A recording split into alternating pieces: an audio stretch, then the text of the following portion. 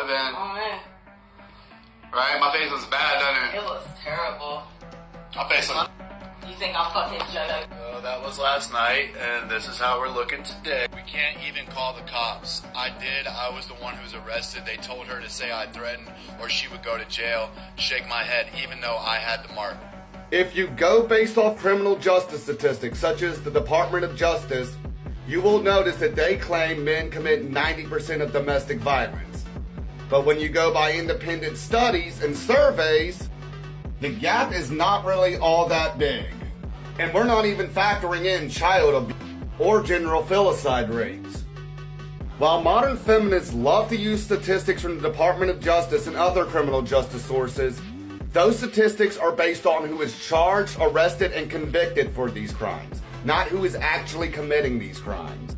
There is substantial evidence when you go based on independent surveys and independent research that women are just as violent as men. And you may be wondering, how is a guy that beefy getting beaten up by a woman? First of all, this is not some fun-sized girlfriend. She's definitely a gym rat just like her boyfriend. Or ex-boyfriend at this point, I should say. And just look at this smirk. She knows she's gonna get away with it. She knows that the law does not apply to her, or that the law will not be enforced on her the same way if her boyfriend was doing it to her. Now, the good news is, I'm starting to notice a lot of women are starting to speak up on men's issues and starting to speak out for male victims and trying to get men to open up more. But ladies, that's not going to change until y'all step up and start protecting men from violent women like this. Because here's the thing, we cannot defend ourselves from women, not because we are physically incapable, but because if we do anything, we are more likely to go to jail than they are. They say the only thing needed for evil to triumph is that good men do nothing. I think we should start adding good women into the equation too, because I know y'all are out there.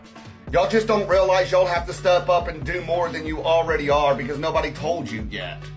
When you see a woman beating on a man, ladies, y'all need to step up and protect us, because if we do anything to defend ourselves, we're the ones who are going to be facing consequences. Because if she decides to fall over and shed a bunch of crocodile tears, nobody's gonna listen to our side of the story at all. Hell, my roommate was in a similar situation when his girlfriend cut his hand open with a butcher knife, and when he called for a paramedic, they sent the police out instead, and the police arrested him instead of his girlfriend. And look, I know a lot of you ladies are thinking, but I don't know how to fight, I can't fight. It doesn't matter, because here's the loophole.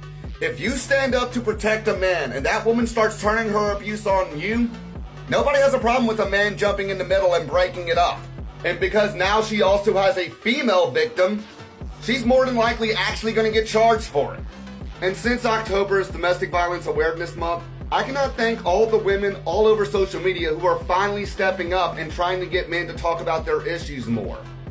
But one of the big things that y'all really need to start doing is protecting men from toxic and abusive women, because we cannot do it on our own without it coming back to bite us in the ass.